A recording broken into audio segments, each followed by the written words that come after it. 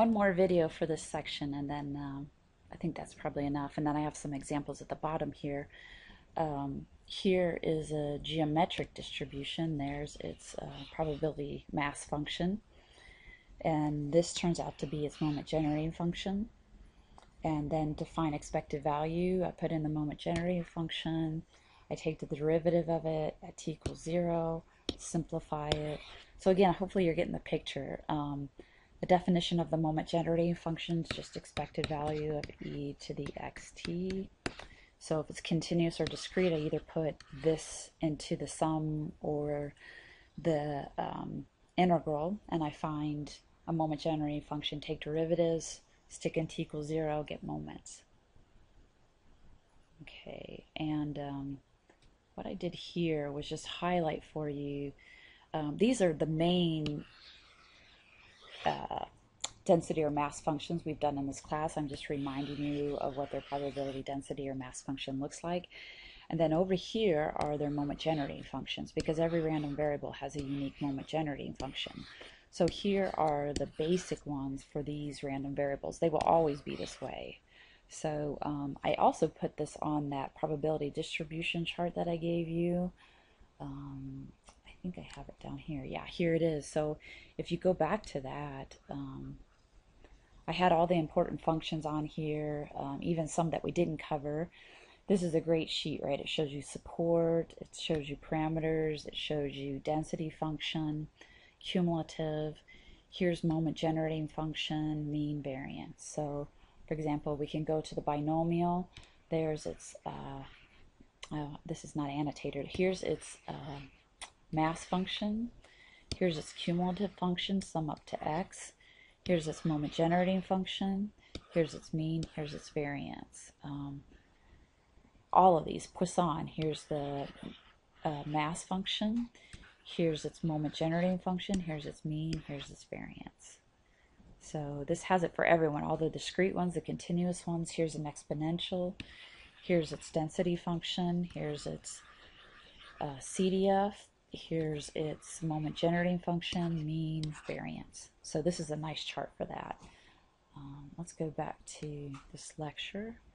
And so sometimes people will give you the moment generating function and ask you to go backwards.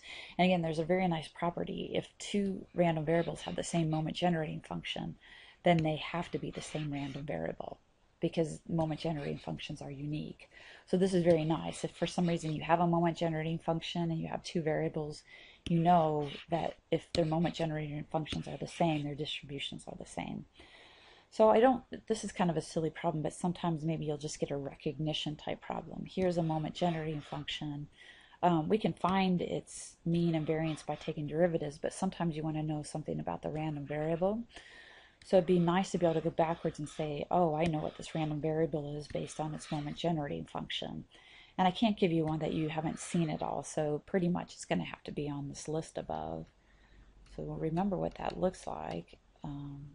It has an E in the top. You can kind of see it has an E on the bottom. It has to be this one, right? So notice that P, if P is 0.5 or 0.5, that works out. And then this would be 1 minus 0.5. That would work out.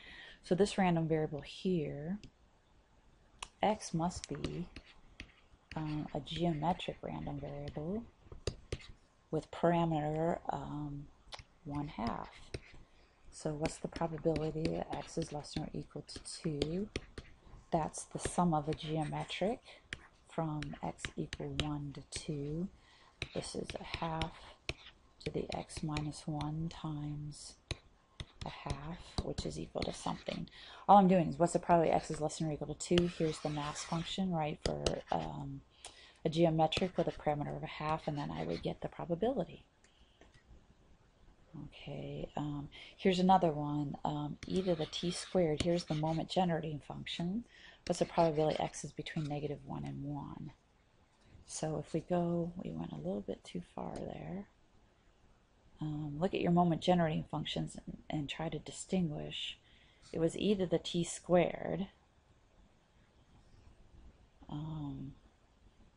P would have to be 0 here, so it doesn't make sense. I'm not going to get a t squared in this one. I have an e to the t, so it's not this one.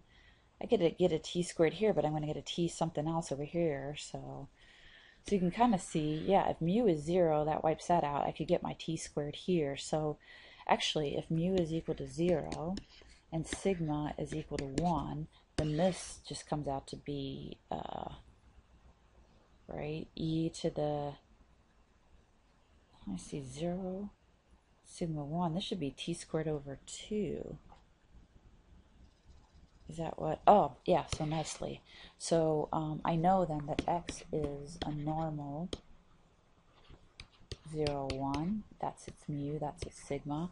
I'm finding the probability x is between -1 and 1. I would go to my table, or I would integrate, and this is going to be around 68%. There's about 68% area within 1 standard deviation on a normal curve. Go to your table if you want to find and subtract or integrate, but it's going to be very close to 68%. And then I just have a couple problems. I'll do these really fast in Maple. So here's my f of x, and I want to find its moment generating function. So this is just expected value of e to the xt, which is, this is continuous, so I'm going to integrate 2x e to the xt dx between 0 and 1, and that's what's going to be its moment generating function. So let's go down here to, I skipped these. Here is practice problem 1. There's f of x, and there's its moment generating function, and that's that. Okay, this one, here's its moment generating function right here. Define this random variable's mean and variance. I'm going to take first derivative at t equals 0, and we'll get expected value of x.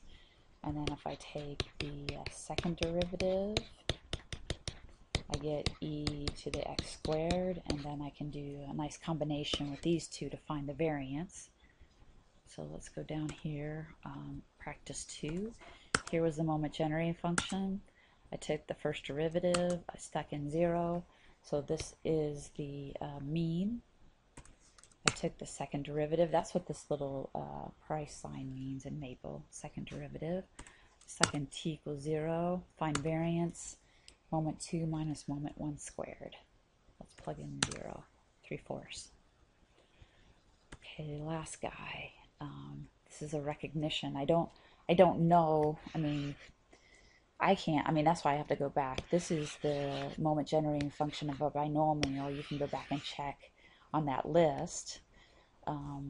Maybe I have it up here if I have the binomial quick.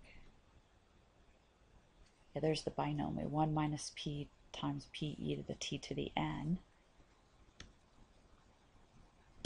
Let me see. So, yes, that would make sense. This is 1/3, right? So this is x is a binomial with p equal to 1/3 and n equal to 4 trials. So what's the probability that x is less than or equal to 2 for a binomial? I just put this into its mass function, sum it up to 2. So here's the binomial, and then sum it from 0 to 2. And so that concludes moment generating functions 11.1. I thought I should go ahead and continue moment generating functions with a discrete, because we've just looked at a continuous for the exponential. Here's a discrete density function. Notice he is legal. Put in 1, 2, 3, 4. He sums up to 1. So he's a valid, well, I should be careful, mass density. It doesn't really matter. Let's find his moment generating function. So I always write the definition here so I remember what it is. So if I have this, then I know exactly what to do, because this is just law of unconscious statistician that says this is p of x times e to the xt over the support. X goes from 1 to 4. So this is just the sum of x over 10 e to the xt from x equal 1 to 4. So this is equal to 1/10 e to the t plus 2/10 e to the 2t plus 3/10 e to the 3t plus 4/10 e to the 4t. So this is the moment generating function of this discrete random variable. And you can kind of see when x is equal to 1, there's the mass function. When x is 2, there's the probability at 2, probability at 3, probability at 4. And so now if you wanted to find like the mean, you would just take the first derivative of this with respect to t and stick in t equals 0. I wonder if I did that in the Maple worksheet. I bet I did. So let's go. It's not hard to take derivatives of this, right? I mean, well, I put it in Maple. Let's see. So over here, so there is my p of x. There's my moment generating function that we just did. I'm going to take the derivative and put in t equals 0. And that's 3 to 0, which is 3. What am I doing down here? Oh, I'm finding the expected value by p of x times x, which we did before, which is 3.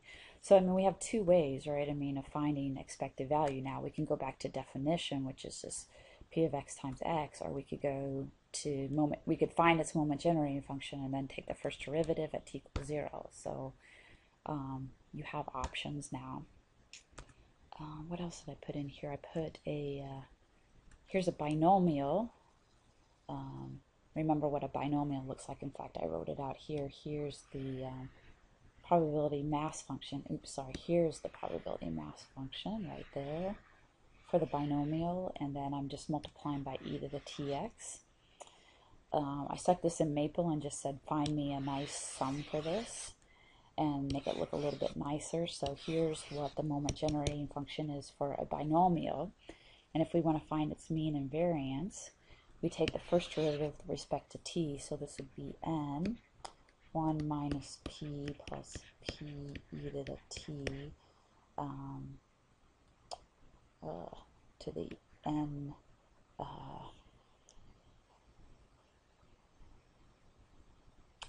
Why is this bothering me, right? This is just, I'm doing it with respect to t, so that's just the derivative of the inside, right? And the outside is still, okay, just a minute. Okay, so I have a mistake. Maybe I should take calculus again. Let me cross this out. I'm not thinking right. Sorry. I'm taking the derivative of this with respect to t. I should be more careful. So take the derivative of the outside, right, by the chain rules. So this is n times 1 minus p plus p e to the t raised to the n minus 1 times the derivative of the inside, which is p e to the t. So this is the first derivative, and I'm going to stick in t equals 0. So what do we get? N times 1 minus p plus p e to the 0 times p e to the 0, which is n times 1 minus p plus p times p e to the 0 is 1. So this is equal to n. This right here is this is minus p plus p is 0, so this is 1, and this is p, so this is just n times p, which you already know is the expected value of a binomial. So that makes sense. To find the variance, I would take the second derivative to find the second moment. So I did this in, let's go backwards, I did this in Maple. Let's push a restart. There's just the, right there is the probability mass function. Wow, that's terrible because I have p in there twice. So let me rewrite this because this bothers me. Otherwise, I don't think it knows what's happening. The moment generating function is p of x times expected value of e to the tx over the support. Okay, so if I want to find the moment generating function, well, actually I already simplified it rather nicely. Now I'm going to find the first derivative at t, And now I'm going to stick in t equals 0 into that, and it makes it look a little bit messy, but it's n times p. I'm going to take the second derivative, stick in t equals 0, simplify it. I'm going to subtract, and now you can see this right here is just n, remember the variance for binomial, is equal to n times p times 1 minus p. And that's what we have there if we just write it a little bit more nicely. So I think I'll just leave this here before I make another mistake. Hi, so I got cut off in that last video and I just reloaded PDF Annotator again. So where we were is just defining the moment generating function. Get that pen. And we were saying that comes out to be this infinite sum of, notice that there's moments in each of these. So writing it this way, you can see like there's the first moment, there's the second moment, there's the kth moment. So nicely, if I do things with derivatives, I can isolate these moments. So there's a nice rule. If you take the kth derivative of the moment generating function and evaluate it at t equals 0, you get the kth moment. So I think it's easy to show that. So for example, to get the first moment, I take the first derivative. So look at this expression, and let's take the first derivative. This first guy is 0. And then I'm taking the first derivative with respect to t. I should have said that. Yeah, that was not very clear. First derivative here with respect to t is just expected value of x. And then the first derivative here would be 2t over t, so this is t, expected value of x squared, plus the next guy, when I'm going to get this would have been t cubed, so this would be 3t squared over 3 factorial, expected value of x cubed, plus, I keep going. So notice now, if I put in t equals 0, it's going to wipe out every term after this first term. So if I take the first derivative, stick in t equals 0, all these disappear and I'm left with the expected value of x. Same way, if I had taken, now if I take the second derivative, right, this is still 0. Expected value of x is a constant, so this is 0. Take second derivative of this, there's a t in front of that now, right? So we get expected value of x squared. Now this is going to be, I don't have a place to write this, but the derivative here would be 3 times 2 times t to the first over 3 factorial, expected value of x cubed. And notice that this all cancels out, so I just have a t in front of there, and then so forth and so on. And when I put in 0, all the terms past x squared wipe out, and I just have expected value of x squared at the second derivative. So that's what I'm trying to show right here. Just, I mean, imagine you have this long thing, just keep taking derivatives, and well, that's exactly it. Take the derivative t equals 0, you get this guy. Take second derivative, you'll get this guy. Take kth derivative, you'll get this guy. So let me show you in one problem. Y is exponential. Determine its moment generating function. So my of t should be the expected value of e to the yt, right? That's just definition. This is just definition of expected value. Y is continuous, so this is just the integral of, here is f of y times e to the yt dy, and y's go from 0 to infinity. So this is just, if you don't want, I think I'll pull lambda out front. This is e to the, let's say, y to the t minus lambda, right? Because when I multiply, I add exponents, so I'm pulling out the y, and that leaves with t minus lambda dy. Let's take antiderivative. So this is e to the y t minus lambda all divided by t minus lambda, right? And this goes from y equals 0 to y equals infinity. Sorry, I'm being a little bit loose here, right? I mean, I should take a limit at y equals infinity, so I'll just put little quotation marks up here and hope that you don't mind that I'm saying something a little bad, because t is less than lambda. When y goes to infinity, t minus lambda, this is a negative value, so this is all going to go to 0. And then when I plug in, or I should say minus, when I plug in 0, I'm going to get lambda e to the 0 divided by t minus lambda. So this should be a negative lambda over t minus lambda. Or you could rewrite it as lambda minus t. That's the moment generating function. So if I come down here, what I did is I decided to go ahead and put this in Maple. And I wrote a whole Maple worksheet. Let me bring up that. You can see it right here. So I made some assumptions. In Maple, it's easy to do that. You just say, assume this.